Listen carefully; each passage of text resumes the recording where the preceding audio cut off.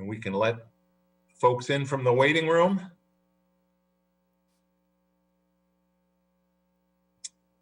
And I'm Bill Maley, Brighton Town Supervisor, and I'm very pleased to welcome you all to tonight's meeting, November 23rd, 2021 meeting of the Brighton Town Board. We're going to start with a pledge to the flag. I pledge allegiance to the flag of the United States of America and to the republic for which it stands, one nation under God, indivisible, with liberty and justice for all.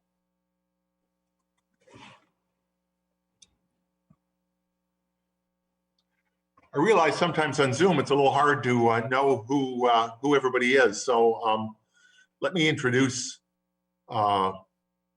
first the members of the town board who are with us tonight. Council members Jason DePonzio, Chris Werner, Robin Wilt, and Christine Corrado. We also have Town Clerk Dan Amon,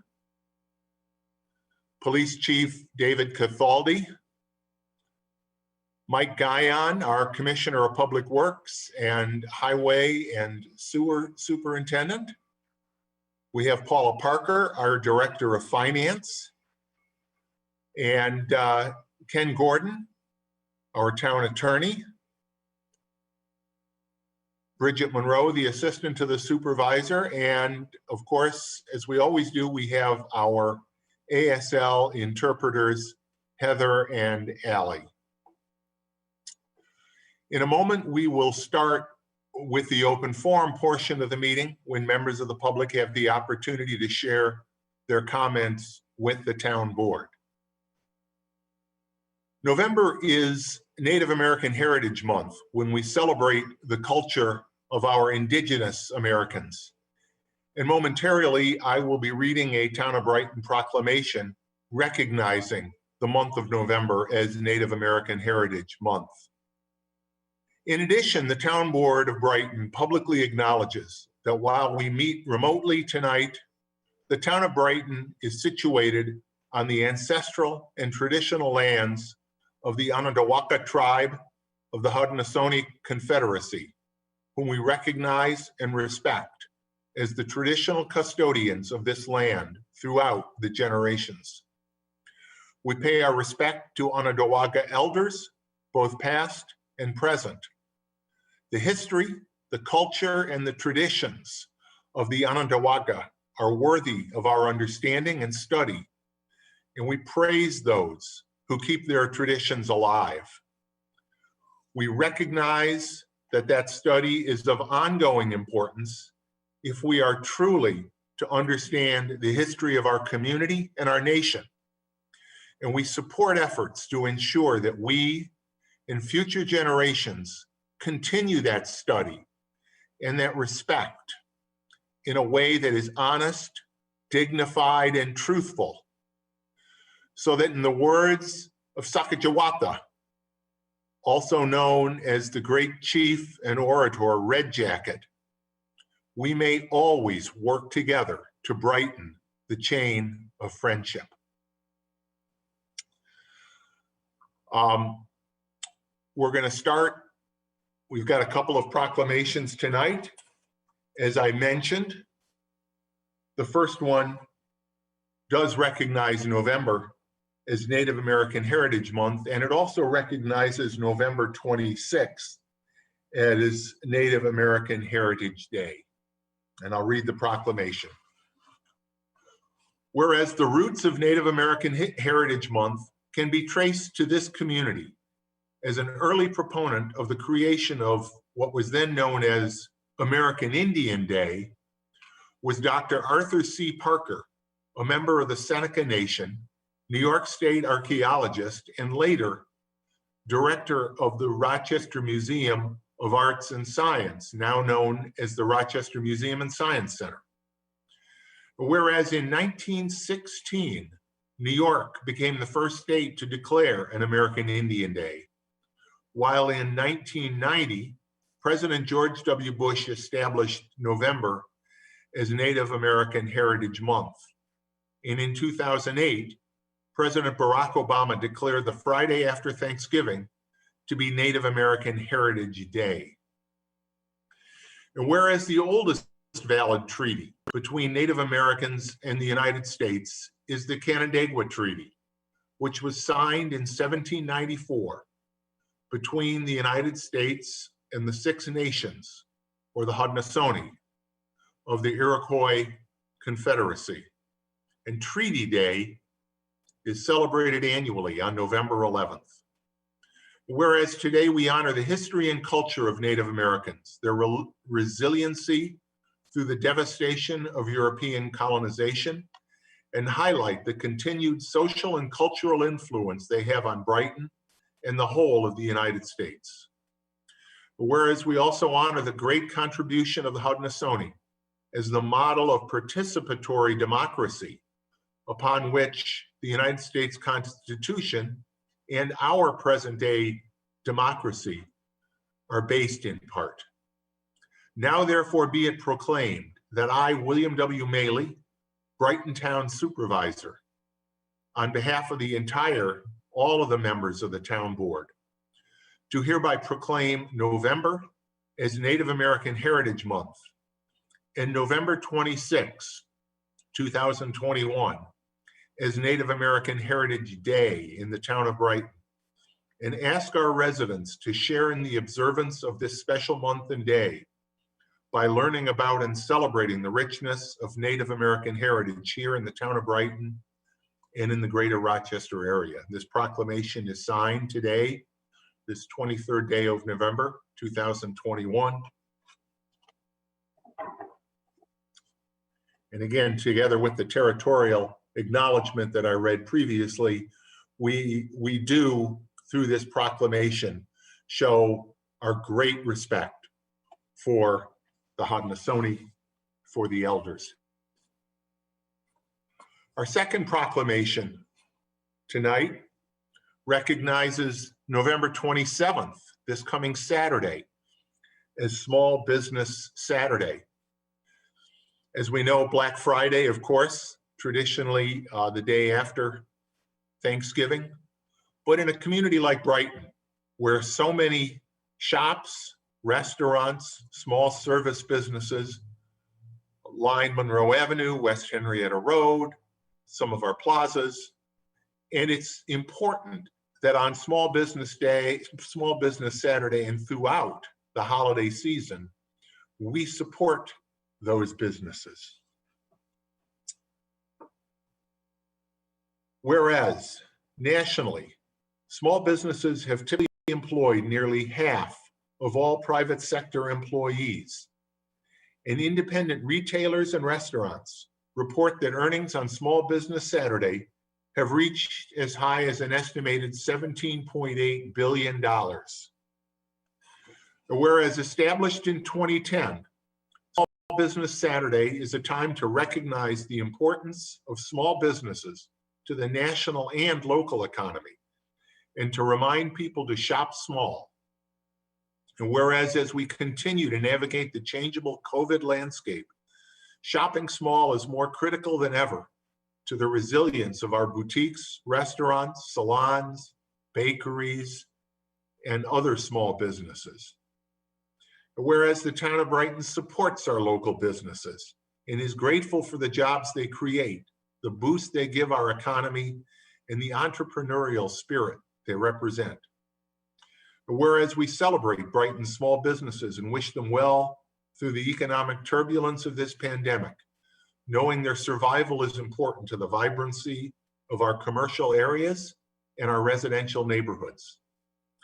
Now therefore be it proclaimed that I, William W. Maley, Brighton Town Supervisor, on behalf of all the members of the Town Board, do hereby proclaim November 27, 2021 as Small Business Saturday in the town of Brighton, and urge the residents of our community to support small businesses and merchants in Brighton on Small Business Saturday and throughout the year. And this proclamation is also signed today's date, November 23rd, 2021. I would also note that each year under the town code, Small Business Saturday kicks off what we know as a special events period in the town of Brighton. That's a time period when businesses in town, many of the regulations that are in the town code are relaxed during that time period. We know it's the most important season of the year for most of those businesses. And we do a lot more than just lip service when we say we support small businesses. Of course, we took many steps during the pandemic to support them, make sure that they were visible in the community. And we do many of those same things during this special event period between starting on Small Business Saturday and running through the end of the year. There's an old story, whether it's true or not, that Black Friday was called Black Friday because that was the day that many retailers broke into the black for the year. So that really highlights how important the rest of the year is for our local business owners and for the many men and women who live in Brighton and either own those businesses or work in those businesses. So I really do. I want to encourage everybody to come out on Small Business Saturday and throughout the holidays. You're not going to have to worry about that supply chain. You're not going to have to worry about whether that online delivery place is going to get your gifts to your loved ones or even those gifts you buy for yourself. You're going to walk into the store, find some great items or find a gift certificate, and you're going to be able to walk out the door with that. And that puts a good feeling in everybody's hearts during the holiday season. So we will now continue then and begin our open forum, as we do at every town board meeting. Those of you who are watching the live stream will have the opportunity to raise your hand, and you'll have the opportunity to speak. But I do want to remind everybody again, although we're meeting remotely, one of the ways we make these meetings accessible to all is with our ASL interpreters. You see Heather signing now, and Allie is also with us. As a reminder, the agenda for tonight's meeting and all the supporting documents that we will be reviewing in considering whether to adopt resolutions tonight, all of those are available on the Town of Brighton webpage, www.townofbrighton.org. So now we will begin the open forum, and I'll ask Bridget to unmute the first speaker. Our first speaker is Dorothy. And at this point, folks can unmute themselves. So when your name is called, you may unmute yourself to speak. Okay, can you hear me? Yes. Yeah, all right, good. Well, good evening. And tonight, I'm going to direct my comments to Supervisor, your response to Mrs. Crossett at the last meeting, that you were offended by her calling the board's attention to the connection between genocide, which is the slaughter of human beings throughout history, and abortion. And I just wanted to call to your attention that when referencing these horrible events, Mrs. Crossett was always respectful. She recognized the magnitude of life lost. She never diminished the cruelty, the evil, and the hate that led to these atrocities. And really, on the contrary, she made us look at man's inhumanity to man, and that we can never forget what people are capable of even today. And I would propose, Mr. Maley, that your reaction is precisely why genocide is still possible in this world. Too many people refuse to look at why this is a perfect and profound comparison. In each and every case, humanity was denied to human beings. People refused to look at the truth, and language was used to detach some people, some groups, from their humanity, and consequently from society. And when you can do that, you can do anything to them. And that's why we're here week after week, month after month, trying to have you understand and see the connection between abortion, the death of children, the abuse of women, and the damage to society. To have you see that abortion requires us to deny the humanity of the unborn. But you can't see that, but because you can't see that, because the comparison between the Holocaust and abortion is relevant. And if you can't see that, then you can't see what the horror of abortion is, because by not looking at that connection, you refuse to see how it speaks to the root of all of these evils, to every slaughter of the marginalized, to every abuse of power over the weak. It speaks of the inability to recognize the humanity in every human being. And unfortunately, the inability to see that that's precisely what binds each of us to each other. When you refuse to look at what makes us human, it's impossible to see the truth of abortion. And so naturally, you can allow Planned Parenthood to stand behind their healthcare lie. It's that same refusal that allowed people to close their doors to the Jews, to call the Tutsis cockroaches, and now allows us to shut our eyes to the violent death of children, the abuse and neglect of their mothers by calling this genocide choice. Please help us turn the tide. 30 seconds. And this blind allegiance to abortion, and recognize that we all must stand for humanity and keep Planned Parenthood from expanding into Brighton. Thank you for your time, and have a happy Thanksgiving to everybody. Next speaker, please.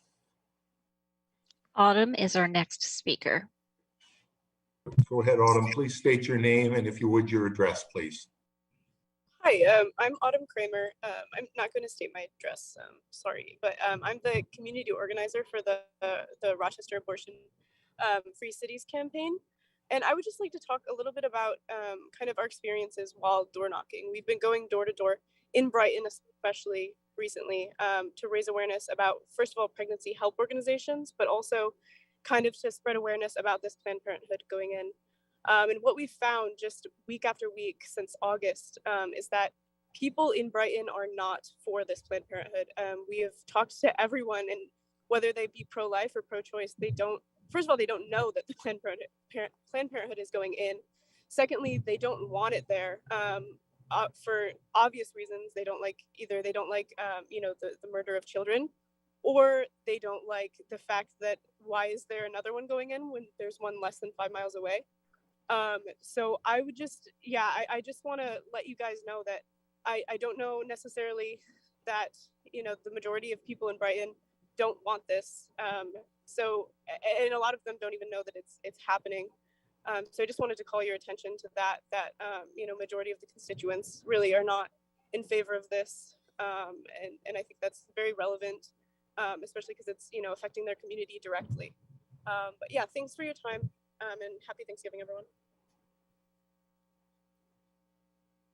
Next speaker, please. Our next speaker is John McQueen.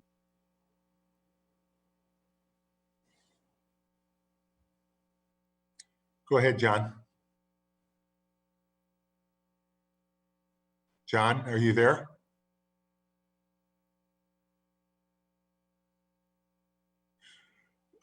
I guess Mr. McQueen has stepped away from his screen. So Bridget, if you could recognize the next speaker, please. Yes, our next speaker will be Terrence Lester. Go ahead, Mr. Lester, if you would, please state your full name and address. I think that's actually me. It's Cecilia Lester. Okay. Go ahead.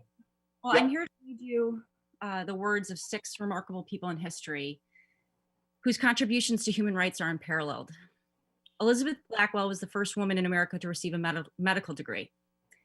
She wrote that she was motivated to become a physician after reading of Madame Rastell's New York City abortion business. She said, quote, "The gross perversion and destruction of motherhood by the abortionist filled me with indignation and awakened active antagonism. That the honorable term female physician should be exclusively applied to those women who carried on this shocking trade seemed to me a horror. I finally determined to do what I could to redeem the hells, and especially the one form of hell thus forced upon my notice," end quote. Mahatma Gandhi, the preeminent leader of Indian nationalism in British ruled India, best known for employing nonviolent civil disobedience, which led to India's independence, inspired movement for nonviolence, civil rights, and freedom across the world, said, quote, "It seems to me as clear as daylight that abortion would be a crime," end quote. Dietrich Bonhoeffer, famed anti-Nazi dissident, who witnessed firsthand the evils of Nazi Germany and was hanged for his resistance by the Nazi regime in 1945, stated clearly that when, quote, "a nascent human being has been deliberately deprived of his life, this is nothing but murder," end quote. Mother Teresa of Calcutta, who won the Nobel Peace Prize for her work in caring for victims of the worst forms of discrimination, poverty, and disease, said, quote, "Today, abortion is the worst evil and the greatest enemy of peace," end quote. Dick Gregory, who was eulogized by the New York Times as, quote, "a sledgehammer of truth," and a, quote, "legendary comic who put civil rights above all else," said that quote, "the deliberate killing of Black babies by abortion is genocide, perhaps the most overt form of all," end quote. And finally, Fannie Lou Hamer, quote, "one of the most important, passionate, and powerful voices of the civil and voting rights movements, and a leader in the efforts for greater economic opportunities for African Americans," said, quote, "The methods used to take human lives, such as abortion, amounts to genocide. I believe that legal abortion is legal murder," end quote. Considering the indisputable contributions of these pioneers to human rights, I ask you to consider, Supervisor Maley, if you would have shown the same disdain and outrage to these heroic men and women that you did to Carol Crossett. I ask this board to be inspired by these figures and to make Brighton an abortion-free town. Thank you. Next speaker, please. Our next speaker is Bob Gluck. Go Hey, ahead, Bill. Mr. Gluck, if you would state your full name and your address, please. Bob Gluck. And again, you know where I live. Enough already with the address. Hey, Bill, you got enough room on the wall. Every other meeting is a proclamation to the Indians. We get it already. When are you going to give a proclamation to the Jewish people? You know, there's 14 million Jews in the world. That represents only 0.2%. And meanwhile, the Jewish people lead the world in all science and philosophy and literature, in cinema, in economics, in business, in finance, in journalism. Einstein, Freud, Steven Spielberg, Anne Frank, Irving Berlin, Golda Meir, Jonas Salk. The list goes on and on and on. We get it with the Indians. When are you going to recognize the Jews? Okay, you got a Jewish town, predominantly Jewish town. It would be nice for once that you recognize the Jews and the contributions of the Jews. Planned Parenthood, abortion. I've been listening to passionate, well thought out, well researched, well documented individuals every other week. Does anything move you people, or is this just noise pollution?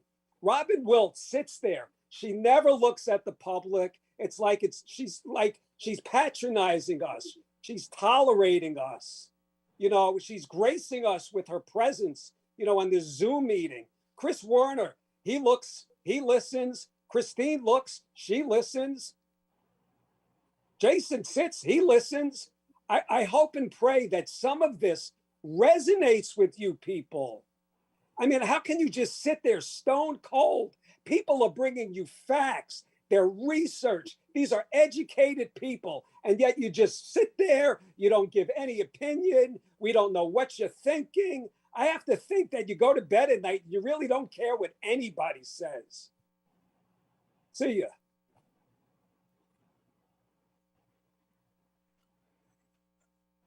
Next speaker, please. Our next speaker is Jordan Dick. Mr. Dick, if you would please, or Ms., I don't know your gender, I'm sorry. If you would state your full name and your address, if you would, please. Hey, so I'm Jordan Dick. I'm a guy, but I actually currently live on the Roberts Wesleyan campus, but I do have family in Brighton. And I just I'm here in on behalf of a neighbor that I have in Brighton, and she is a teacher in the city school district, but she lives in Brighton. And I'm here to, on her behalf, tell her story about how she, as a teacher in that district where there is a Planned Parenthood nearby, it is in the city, where she has students who have come to her and have said that they have had abortions in the past, and how they were concerned about, or at least they reached to her and asking for some emotional healing from it.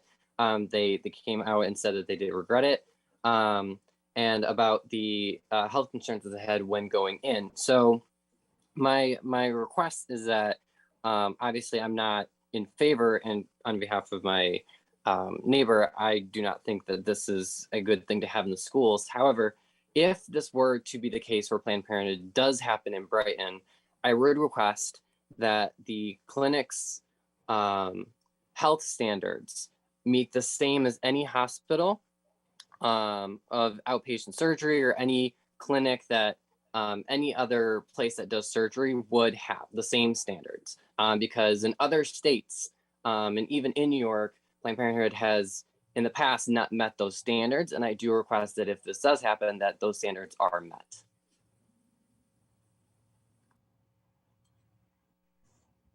Thank you. Bridget, is there anyone else who wishes to speak? No, we have no other speakers. Then if there are no other speakers, we will continue on with tonight's agenda. Bill, I And move to approve the agenda. thank you, Chris. Can I have a second? Second, Christine. Any discussion? Hearing none, Dan, please call the roll. Councilmember DeBonzio, Aye. Councilmember Werner, Aye. Councilmember Wilt, Aye. Councilmember Corrado, Aye. Supervisor Maley. Aye. We have no public hearings tonight. We'll go straight to committee reports, and we'll start with community services. Robin? Thank you, Bill. The Community Services Committee met on Wednesday, November 17th. Among the items that we discussed were in open forum. We welcomed Sue Barocas, the Meadowbrook Court, or Confronting Our Racist Deeds group. She delivered an impassioned appeal to take action to inform and engage the entire Brighton community on the racial history of Brighton and what, if anything, to do about it. And her comments were attached to the committee minutes. There was also a discussion of local partnerships to target underserved communities with available funding through federal programs such as the American Recovery Plan Act or the Community Reinvestment Act. And the hope is to utilize federal funds creatively to address disparities and systemic inequity. There was discussion of the idea board and the hiring of a town inclusion, diversity, and equity officer in 2022, and how that role will continue the work begun by the idea board and others towards holistically examining inclusion, diversity, and equity in town policy and practice. In items of continuing business, under park issues, Matt Beeman, our park superintendent, reported that with the spate of mild weather, staff is continuing with ongoing maintenance of fields, equipment, facilities, etc. That spate of mild weather seems to be over now. The staff has been able to get a head start on spring maintenance. All the fields have been aerated, overseeded, and top dressed. We also discussed the Veterans Lunch. The VA is not inclined to participate in our traditional event this year amid COVID concerns and increased infection rates, especially given the vulnerability of that particular demographic. There was discussion of alternate options for an event when the weather is better and can be held outdoors, potentially May 21st on Forces Day or Memorial Day. There was also a discussion of a potential coat drive for veterans, working with the VA to provide cold weather items that are to veterans who are in need in the near term. We also discussed lodge capacity, which has been at full occupancy And we continue to evaluate facility usage and enforce masking requirements, especially with more inclement weather approaching. We anticipate the installation of mask dispensers in lodges and continue to emphasize the mask requirement for usage of the lodges, while underscoring that violation of facility rules places security deposits at risk. We also initiated a discussion of the Parks Department titles and available openings in light of hiring challenges that we face nationwide, of course. There was also the discussion of potential donation of sculptures to the parks in the broader context of art installations within our community. And then an update to our recreation programs. The feasibility study for our community center is ongoing. The survey has been distributed, and we had over 900 participants, actually close to 1,000 participants now. And we held targeted stakeholder meetings that have largely taken place at this point, and the plans are set for a broader public meeting in December. We're also currently engaged at the Recreation Department in our Friday with Frosty on the Go special event programming promotion. So I will give you the details of that later in this report. Winter spring brochure planning is underway. We're working with the senior program to safely resume more in-person programming for that group. There was a discussion of grab and go meal program and the challenges with ongoing quality and consistency of the product being provided at this point. There was also a brief discussion of the recreation staff attending the Genesee Valley Recreation and Park Society Conference last Friday, November 19th at the Chili Community Center. And they were hoping to get a glimpse of that new facility and take away some lessons learned for our community's discussion regarding recreation. An update to our winter farmers market. The town held a kickoff meeting for the first phase for the next phase with designers. Plans are being put together, and in order to conserve costs and stretch our grant funding, site work will be completed by town forces as time allows, possibly starting as soon as this winter. The existing farmers market will remain outdoors in an extended season to run through December. An update to our Inclusion, Diversity, and Equity Advisory Board. The board and its consultant, Gwen Inc., are in the final stages of drafting the action plan and the website. Final comments are being collected and integrated into the plan. There was an anticipated completion date of November 22nd for the website, with the potential to present the draft plan to the town board by the end of the year. An update to our community choice and community solar aggregation programs. We did not have any substantive changes, but the opt-in for community solar does close on December 31st of 2021, and we should be going out to bid in spring of 2022 on community solar, on a community solar supplier. An update to our clean energy community priority action items and sustainability funds update. Updates were provided on potential use of our sustainability funds, in particular the pollinator garden project, and the use of funding to supplement our climate action plan consultant budget. There was also a discussion of the updated amount of funding available due to community solar signups. And finally, a discussion of a potential collaboration with Color Penfield Green, which is currently running a NYSERDA community campaign on heat pumps and has offered to work with Brighton to mirror their program here. This, of course, has potential grant funding rewards in the amount of $5,000. And finally, we had an update to our Urban League of Rochester ESL Town of Brighton First Time Home Buyers Program. That is in the works, and we're looking to assemble a targeted program based on input from the town of Veronicoit and the Urban League and lenders such as ESL and KeyBank. And then we had an update to our Adopt a Site program. Work continues to on review of the Dobbs Ferry plan, which is a model plan for us, and customizing that plan to the town of Brighton. And more updates will follow once our attorney review is completed. Finally, under items of new business, we did discuss our secure document shredding and electronics recycling event calendar rotation.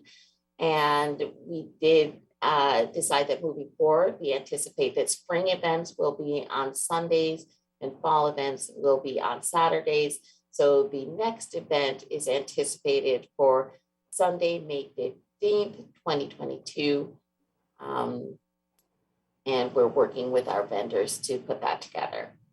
Finally, as I promised, in upcoming events, we have the Friday with Frosty on the Go Take and Make Pickup portion of the event will be on Wednesday, December 8th from 12:30 to 1 p.m. at the Brookside Community Center. And please enter at the Winton Road entrance. And then the Zoom PJ party for Friday with Frosty on the Go will be on Friday, December 10th at 6:30 from the comfort of your own home. The next meeting of the Community Services Committee will be on Wednesday, December 15th at 9:30 a.m. at the Brookside Recreation Center. We do ask that if you would like to attend, and we do invite all to attend, that you just give us a heads up by calling our recreation department so that we can safely accommodate everyone. And that concludes my comments. Thank you so much. Thanks, Robin. I just want to throw a shout out to our Parks Department staff. I think both Robin and I were texted pictures of a tree that fell across the boardwalk area of the Highland Crossing Trail between Elmwood and Westfall in the wind night before last. And I sent that over to Matt Beeman, our park superintendent, and by the end of the day, not only had the tree been removed, cut up with a chainsaw, but the boardwalk itself had been repaired. I mean, that's just incredible turnaround, and big props to our parks crew for making it happen. Thank you. We'll go next to Jason DePonzio, Finance. Yes, Bill, the Finance and Administrative Services Committee met last Wednesday, November 16th. Each of the items we discussed in committee appear on tonight's agenda and will be discussed and voted on.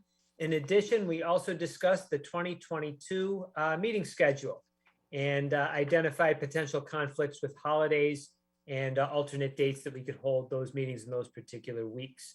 And of course, once the schedule is finalized, we'll be approving that at our organizational meeting that occurs January 3rd of 2022. Our next meeting will take place next Tuesday, November 30th. We meet at 3:30 in the afternoon in the main auditorium at the town hall, and the public is invited to attend. Thanks very much, Jason. Public Safety, Christine? Public Safety has not met since the last meeting of the town board. The Public Safety Committee will meet next month, Tuesday, December 13th at 8 a.m. in the Town Hall Auditorium. Any matters of public safety may be brought to my attention or the attention of any member of the committee for inclusion on the agenda. And you may submit matters in advance, but advance submission is not required. Nor do you need to be present for the matter to be addressed, although the public, including young members of the public, are welcome and encouraged to attend. We will, of course, follow COVID safe practices, and you can visit townofbrighton.org/public safety committee for contacts and more information. And that is all. Thanks, Christine. Last, Public Works, Chris. Thanks, Bill. The Public Works Committee has not met since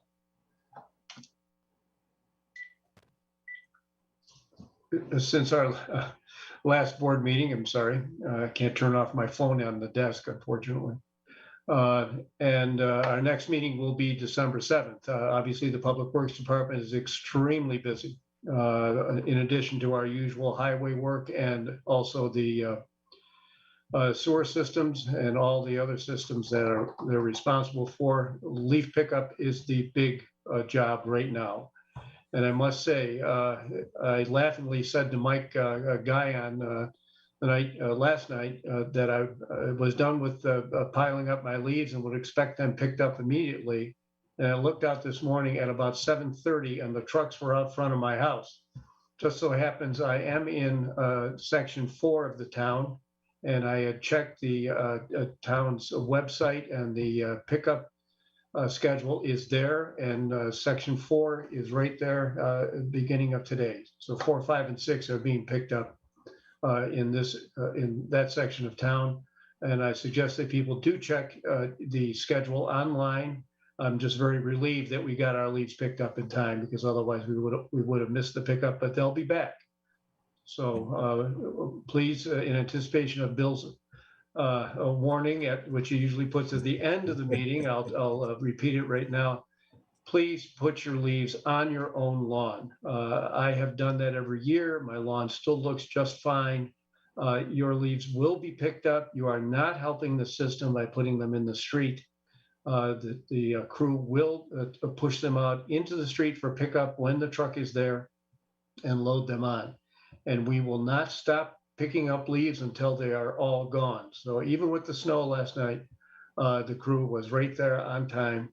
Nothing special for me. They started down the block, but I'm just the first street into Brighton in that section. So our next meeting will be December 7th at 9:00 a.m. and please feel free to attend. Thanks very much, Chris. All right, we'll move on to new business, reading and approval of claims. Jason. Yes, Bill, earlier today, I reviewed claims totaling $640,793.64.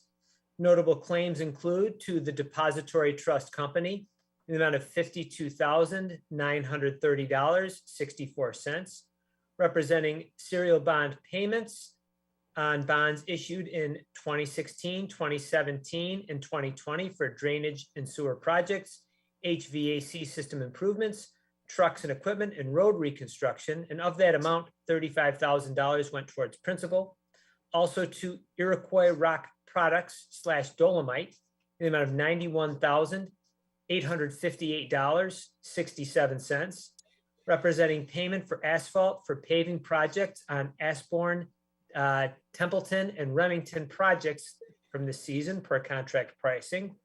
Also to Monroe County in the amount of $20,931.31, representing payment for pavement markings for the 2021 season. Also to the Monroe County Library System in the amount of $28,288, representing library cost share for system services for July through December 2021. And finally to SWBR Architects in the amount of $16,444.67, representing payment for services rendered in the Community and Recreation Center feasibility study for the month of October 2021. The claims all appear to be in order, and I move that they be approved. Second, Robin. Thank you. Any discussion on any of those? Hearing none, Dan, please call the roll on the motion to approve those claims. Councilmember DeFonzio, Aye. Councilmember Werner, Aye. Councilmember Wilt, Aye. Councilmember Corrado, Aye. Supervisor Maley. Aye. Robin, if you do the Toshiba matter. Certainly. The next item seeks to authorize the supervisor to enter into an agreement with Toshiba for the purchase of new machines. I move that we adopt the resolution as prepared by the town attorney. Second, Jason. Thank you, Jason. Dan, anything you'd like to say about this matter?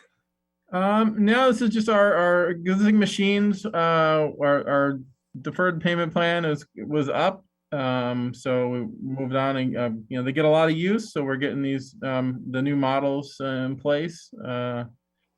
And at some point, once they get installed and everything, we'll be back to declare the existing one surplus and see if we can't sell them at auction and recoup some of that funds. But a little bit of a increase on the machine pricing from the last contract is to be expected over a course of 4 years, especially given today's chip shortages and whatnot. But we're still on the same per print and maintenance rates because we've belonged to a contract negotiated by the Eastern Suffolk BOCES. Just more of the same, but great machines, no complaints from staff. A few minor changes. We got one faster machine for the director of finance, but other than that, more the same. Thanks, Dan. We have a motion and a second to approve the agreement to purchase the Toshiba machines. Any further discussion? Hearing none, Dan, please call the roll. Councilmember DePonzio, Aye. Councilmember Werner, Aye. Councilmember Wilt, Aye. Councilmember Corrado, Aye. Supervisor Maley. Aye. Jason, the next one. Yes, the next matter seeks to authorize the supervisor to enter into a renewal agreement with Municipal Solutions Incorporated for financial services for a term not to exceed 5 years, effective December 9, 2021. I move we adopt the resolution as prepared by the town attorney.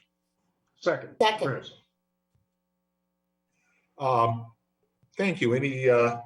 Any discussion? We have worked with Municipal Solutions and their predecessor entity for many, many years. They are responsive, thorough.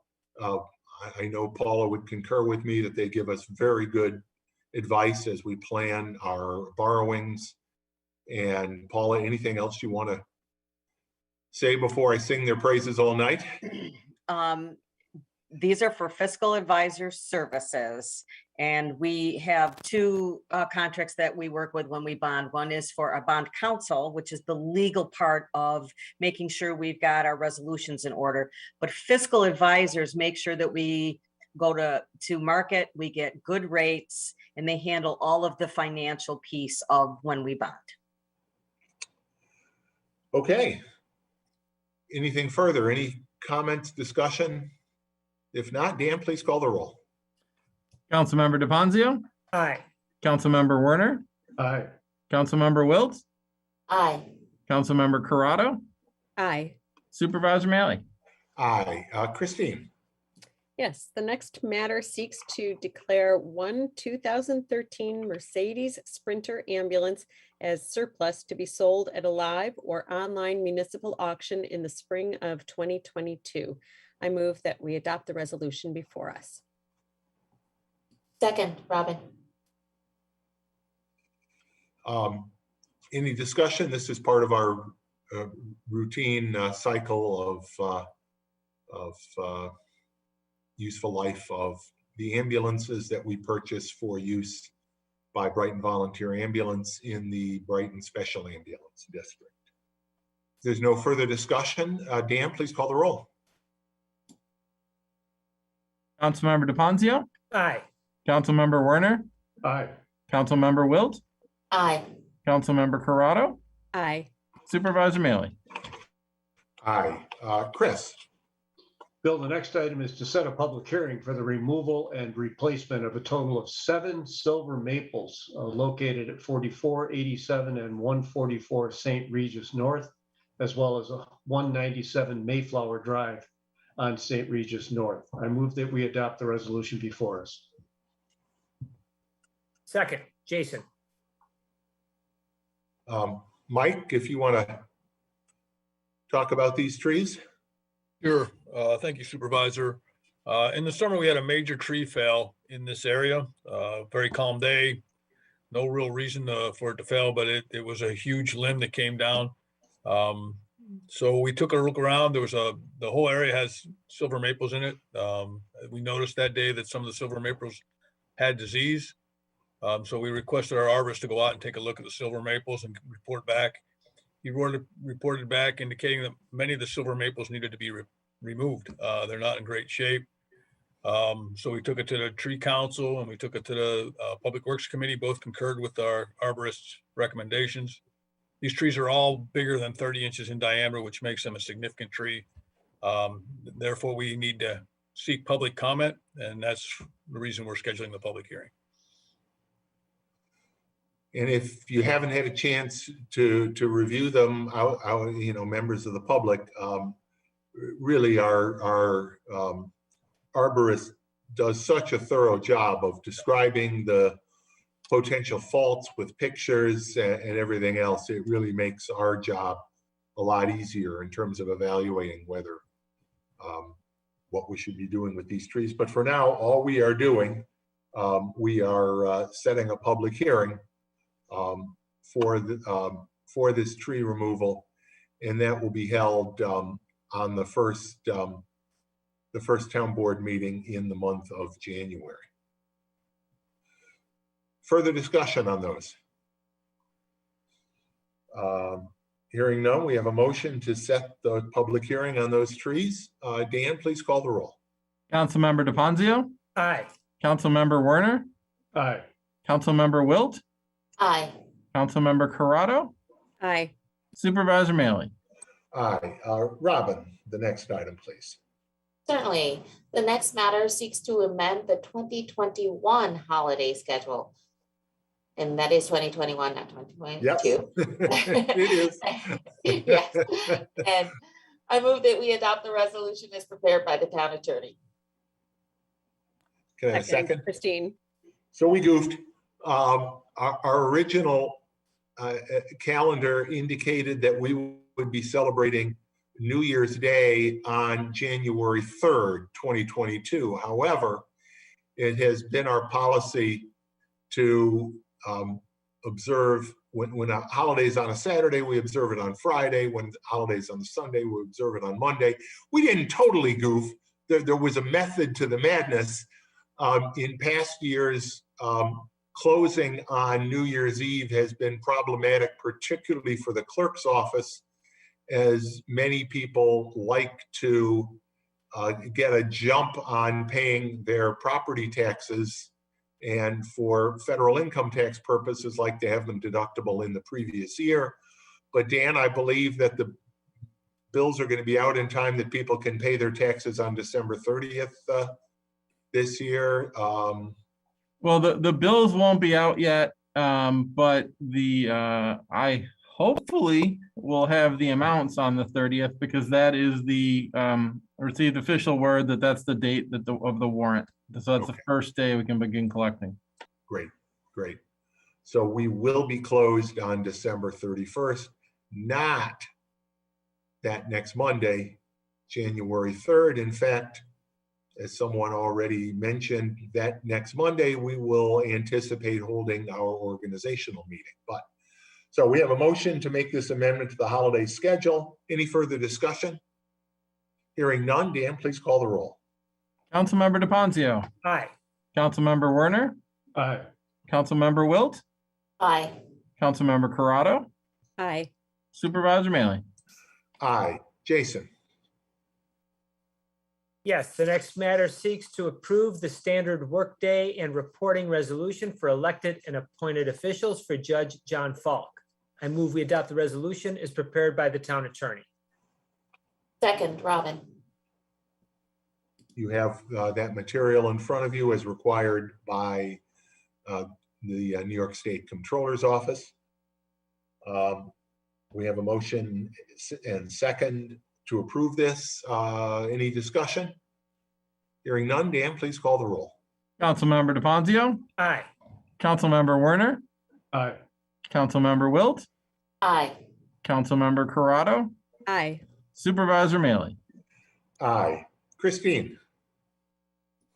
The next matter seeks to set a public hearing for speed limit reductions from 30 miles an hour to 25 miles an hour for Drury Lane from Park Lane to Alamo Road from Penfield Road to Dale Road, and East Dale Road from Dale Road to Superior Road, and Superior Road from Penfield Road to the Town of Penfield Town Line. I move that we set this town hearing, pardon me, what would the date be? January, right? Yes, Um, January 12th. I move that we set a public hearing on January 12th to adopt the resolution as prepared by the town attorney. No? Second. Ken Chris. is shaking his head. It's in the resolution. I don't have the resolution up in front of me, but if you just move to adopt the resolution, it'll be fine. Is it January 12th? It is January 12th. Okay. And Ken, since we're talking about this, I just want to clarify, if I recall, at this point, as we all know, we're operating under an executive order from the governor authorizing Zoom meetings. What is the back of my mind, I'm saying June 15th is when that order expires. Do you recall? I do. So the new law passed in 2021, chapter 417 of the laws of 2021. It's no longer an executive order. It's actual adopted law. Sunsets or expires on January 15th of 2022 right now, unless it's further extended. So okay, well, I got the date right. We can still hold this public hearing by video conference, and that is how the resolution reads. Perfect. Thank you. That was all I wanted to clarify. All right. So we have the motion made by Christine. Was that seconded? Or would someone second? Thanks, Robin. I seconded.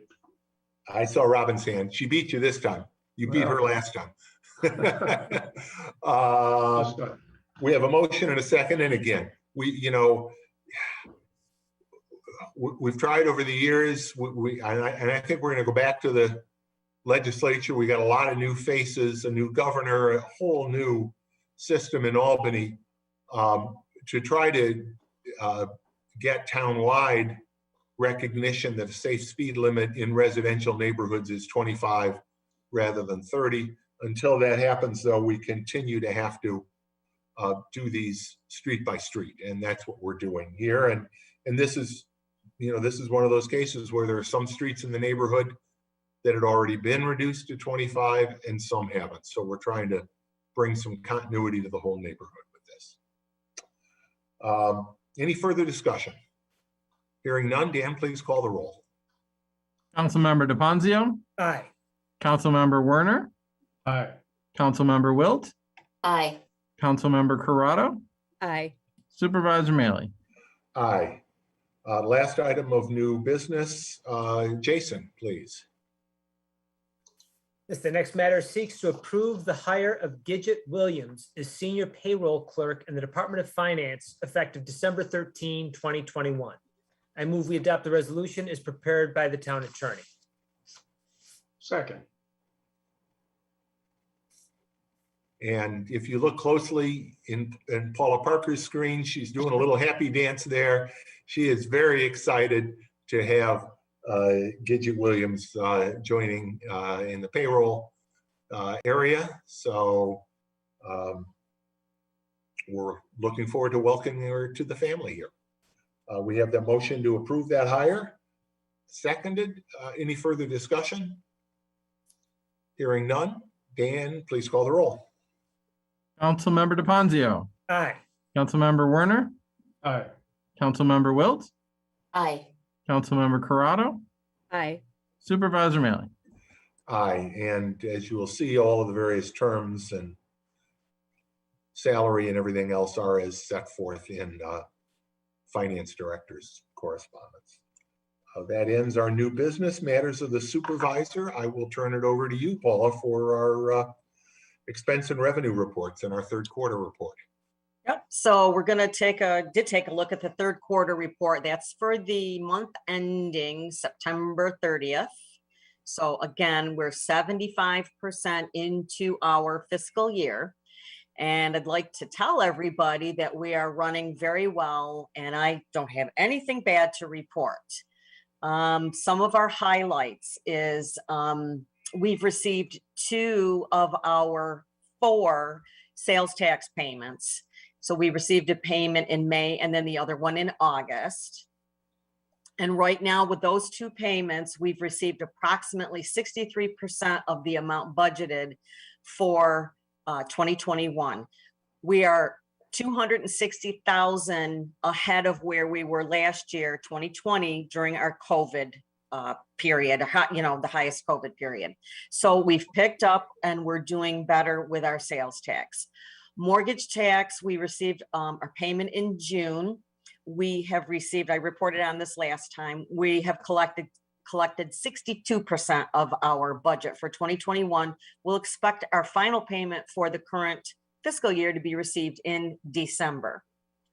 The remaining amount of our revenues, aside from our real property tax, is about $4.1 million.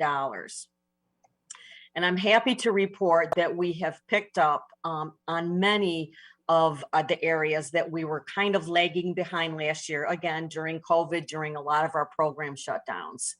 So through the first 3 quarters, again, 75% of our budget, we've recorded 70% of that revenue. So we still are lagging behind a little bit, but nowhere near where we were last year. Our licenses and permits are at 86%. Fines, sales, and compensation for losses are at 91%.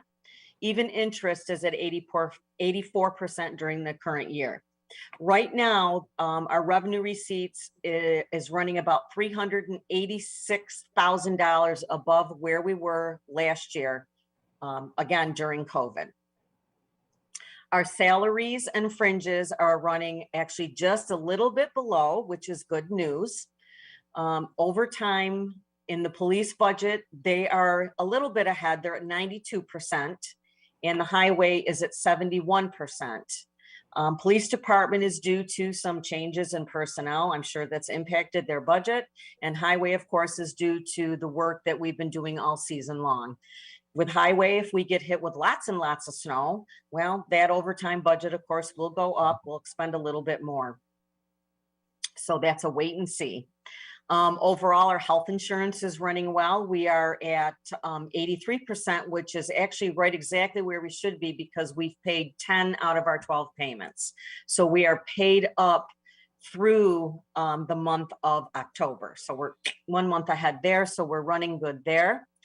Our New York State retirement is always on budget. We will not be paying the remainder of our bill until December.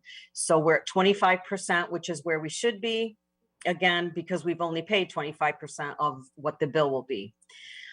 We did receive good news for 2022, which we did talk about where the rates are declining for the 2022 fiscal year.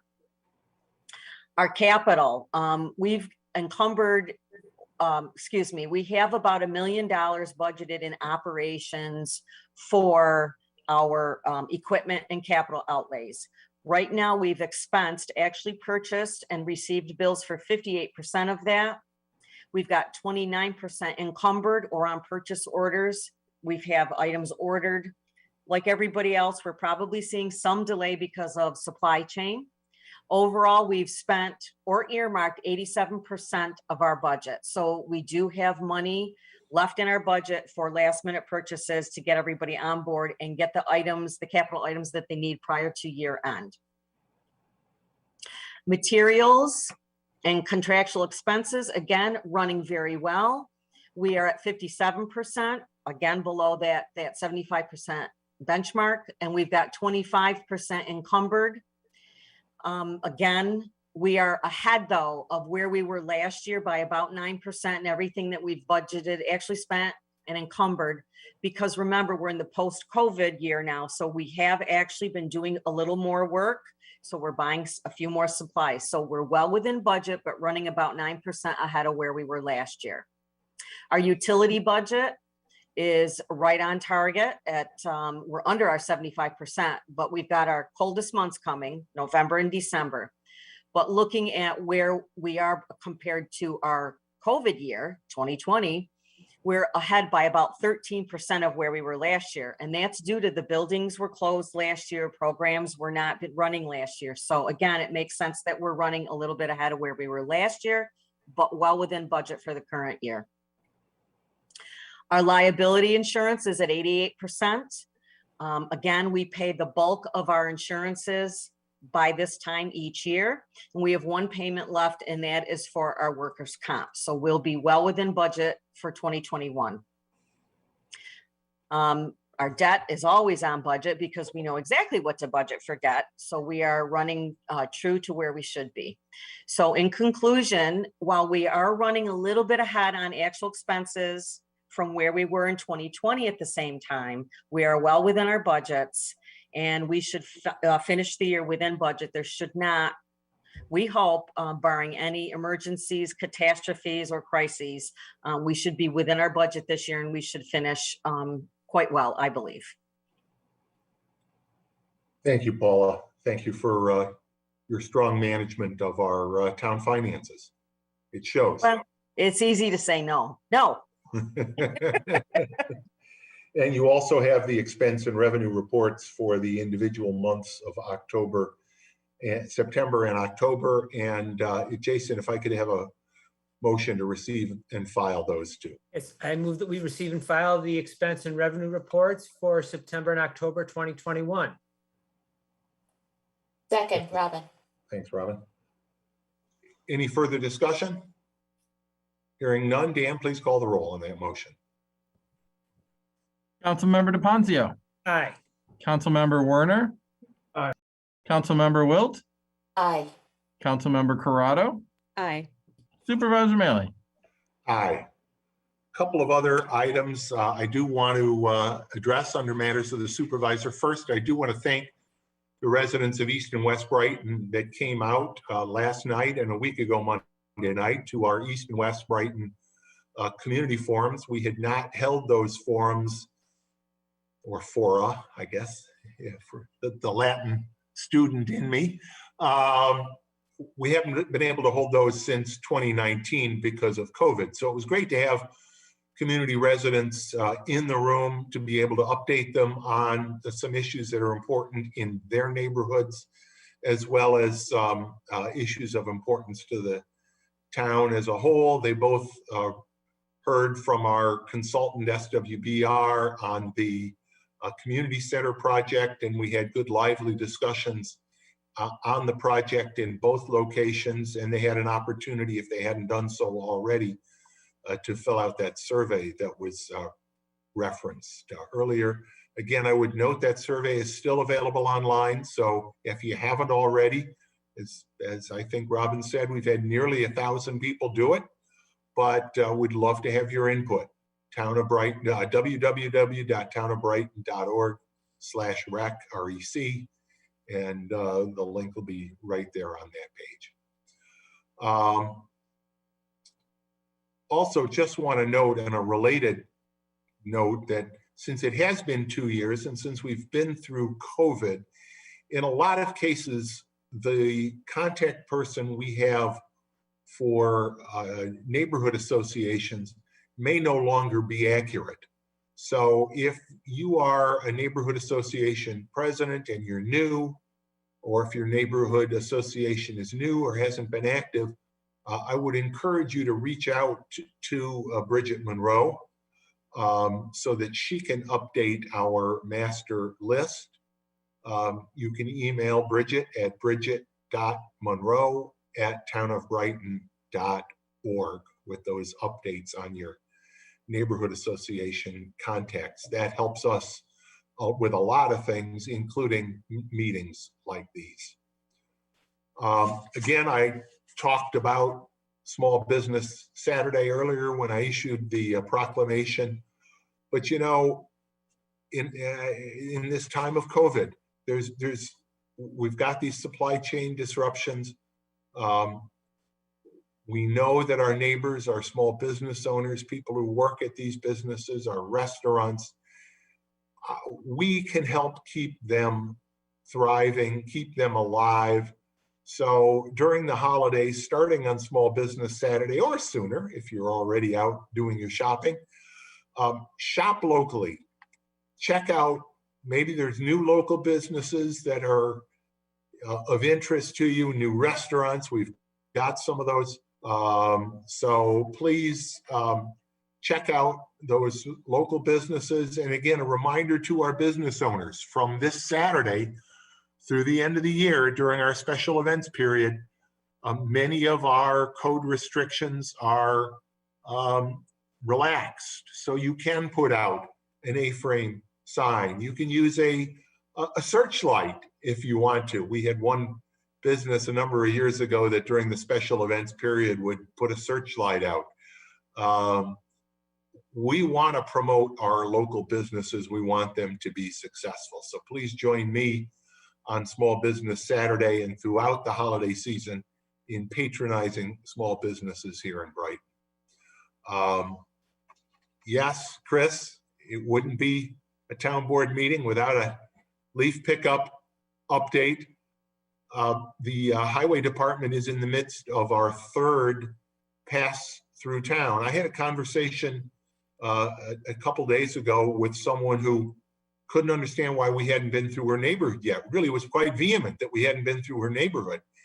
And I think what happens, of course, is not everybody gets their leaves out. Not everybody's leaves fall as early, but we get started around the middle of October because leaves do fall. We do want to get around town.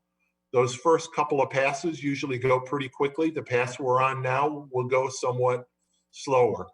But our crews have been out both of the last 2 Saturdays, working overtime. We budget for that. But our goal always is to meet and exceed community expectations in picking up those leaves. They will be working again this coming Saturday. I can't say enough, frankly, about how well leaf pickup is going. They're doing a great job. They're not even letting, this morning's snow slow them down. As I stepped out this morning, I saw literally a salt truck almost 30 seconds later, followed by one of our leaf pickup dump trucks. So everybody was out today. It's a lot of work in the fall when we get these early snows, but the leaf pickup is going to continue. And we can't say it enough. It never ceases to amaze me. There are people, they say, wow, I've never heard this before. Please don't put your leaves in the street. Pile them on the lawn. At this point in the season, the grass has stopped growing. As Chris said, he does it every year. I do it every year. The grass grows fine in the spring. But it's dangerous. It's dangerous not only to motorists. You don't want to drive down a slalom course, particularly on some of our narrow streets. But then when you're sharing those same streets with our cyclists, sometimes pedestrians, it's a recipe for a very dangerous situation if those leaves are piled in the street. It doesn't help our crews.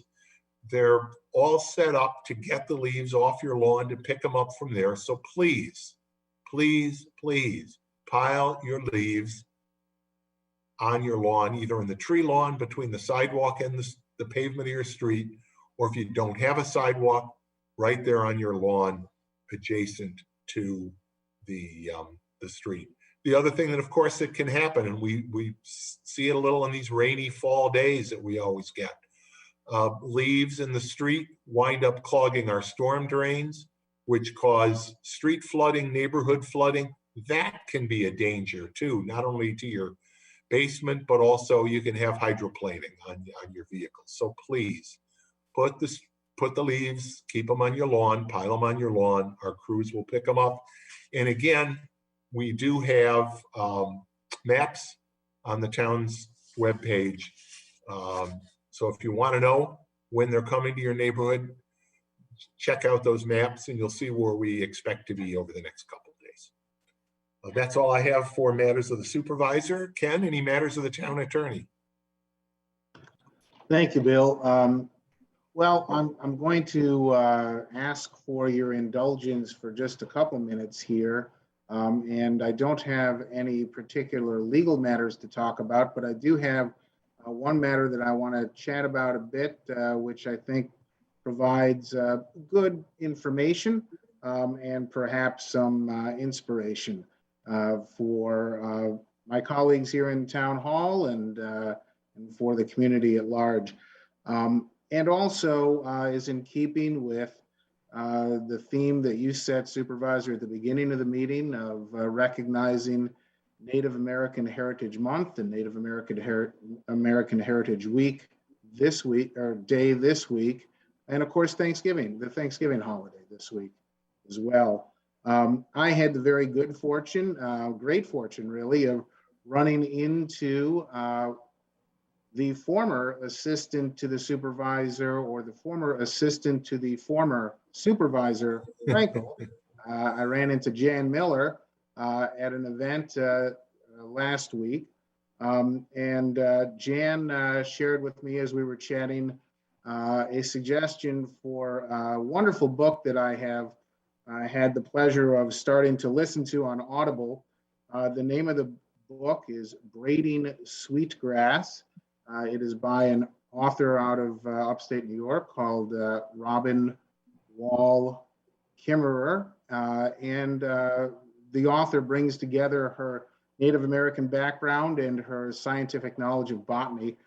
And it's a wonderful read. And the portion that I wanted to bring to your attention this evening, she talks in one chapter about something that she refers to and I think is commonly known as the Haudenosaunee Thanksgiving Address, a greeting to the natural world, in which the recitation, which is a recitation, as I understand it, which is shared at the beginning of each and every gathering, and expresses gratitude for the great gifts that are shared with us by the natural world. And it's quite inspiring, and I think really put me in a wonderful frame of mind to recognize the blessings that we all are bestowed with in this amazing place that we live. And so if you want a little inspiration this week as your families gather for the Thanksgiving holiday, or as you are celebrating Native American Heritage Day this week, look up the Haudenosaunee Thanksgiving Address, Greetings to the Natural World. I think you will be maybe surprised, but certainly inspired by what you read and what you share together as a family. That's my report for this evening. Thank you very much, Ken. Appreciate that. Matters of the town clerk. Matters of the town board. Yes. Christine. I would like to share some exciting news. And the drum roll, big announcement. The winners of the Reconnect Rochester 2021-2022 Complete Streets Makeover contest were formally announced last week, last Wednesday night at the Little Theater, following a terrific film highlighting some very tricky intersections, dangerous intersections around the world that make streets less safe for pedestrians and bicyclists because they are car first in their design. And then a lot of talk about some solutions. So the Complete Streets Makeover contest is run by Reconnect Rochester each year. People have the opportunity to identify intersections and trouble spots on the streets in Rochester and throughout the region, and make the case for winning either a Complete Streets Makeover or a design rendering that starts the solution to the problem. There were 76 nominations region-wide, focusing on 68 different locations in the county. The Complete Streets Makeover winner, where Reconnect brings together professionals and the community to literally make over the space in a way that is safer for everyone. That winner is the Orange Street and Orchard Street intersection in the Josanna neighborhood in the city of Rochester. So if you are in that part of town, take a look and see what the action is like now. It's pretty tricky, pretty dangerous, and it will be refined next year with community and design professional inputs. The city design rendering winner is Arnett Boulevard between Genesee Street and Warwick Avenue in the 19th Ward neighborhood. And here's the drum roll. The suburban design rendering winner is Monroe Avenue between Highland Avenue and 12 Corners in the town of Brighton. That stretch of the corridor was nominated by Carl Marsilio, and he was successful in making the case that that stretch of our Main Street needs some rethinking. So town of Brighton will work with the design team at Stantec. Stantec professionals will provide design renderings and conceptual drawings of street design improvements.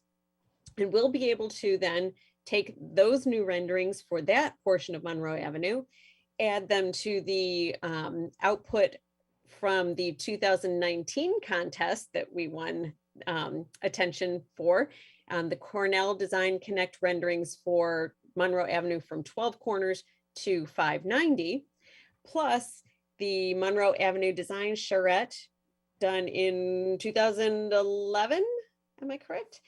Yes. And the let me try that one again. The Bike Walk Brighton, say that 10 times fast. Active transportation plan and Envision Brighton 2028, our roadmap to the future of Brighton. All of that put together will help us make a compelling case to the New York State Department of Transportation to reshape our Main Street to be more than a pass-through from downtown Rochester out to Pittsford. It will, bit by bit, iteration by iteration, become more and more of the community-focused, bikeable, walkable street that works for everyone from ages 8 to 80, for it, enhancing our businesses, enhancing our community. So if folks want to keep up with the design rendering project and learn more about traffic calming and complete streets in general, I invite folks to wade into social media and join the Brighton Safe Streets for All group at www.facebook.com/groups/Brighton Safe Streets for All. And we'll keep folks up to date on what's going on with that and more in Safe Streets in Brighton. Thanks, Christine. I'm glad you talked about that because, you know, as you pointed out, it ties into so much of the work that we've been doing for so many years, planning. And I thought it was interesting. There were 3 elected officials there, all 3 from the town of Brighton. Yourself, Councilmember Wilt, and I were all at this event. I think that's as further well as, indication. And Albert Blankley, our newly elected Right. county legislator. That's right. Well. Albert was also there, you know, which highlights just how much of a front burner issue these transportation issues are for all of us. And an interesting segue to that, last week, I also had the opportunity, the County of Monroe, it's amazing what a change in administrations will do because the County of Monroe is updating their county master plan for the first time in about 40 years. And they held a series of stakeholder meetings throughout the county. And Ramsey Boehner, our planner, and I attended the meeting that was held in Pittsford, along with the town of Pittsford, the villages of Fairport, East Rochester, and maybe I'm missing another village, but in any event, so they held these throughout the county. And there were a couple of common themes, and one of them was the frustration of multiple jurisdictions controlling different levels of streets and how difficult it is to conduct good transportation planning when you have state highways, county highways, and town streets all coming together. One of the reasons it's very hard for the town of Brighton to win a competition like the one you just described. We don't control our own destiny. We put all of these great packages together, and I'm really excited about all of the great design work that we've done throughout these various iterations, because they will make a powerful case to the state when they do work on Monroe Avenue, which is no doubt going to be coming. They don't have any immediate plans, but we all know that the condition of Monroe Avenue is tough. And to have 4 lanes pumping through the town to get people from one end to the other as fast as they can isn't good for safety, it isn't good for business, and it isn't good for a sustainable community, which is our goal. So thank you for taking the lead on that, Christine. And thank you to the gentleman who submitted that project. And the work goes on. You know, we see how projects, the Whole Foods project, is implementing many of the design recommendations made by the Monroe Avenue Design Charrette. One of the many ways that project is going to make Monroe Avenue a safer, better highway and also enhance the active transportation network in our community. So lots of good news going down on that. Any other matters of the town board? Then if not, before we adjourn, I do want to wish everybody here in the meeting and watching us a very happy Thanksgiving to all of you and to your families, and to those who will be celebrating Hanukkah next week. I wish all of you a very happy Hanukkah. Our next town board meeting will be Wednesday night, December 8th at 7 o'clock, again on Zoom. And we'll see you all then. Have a great evening, everybody. Good night.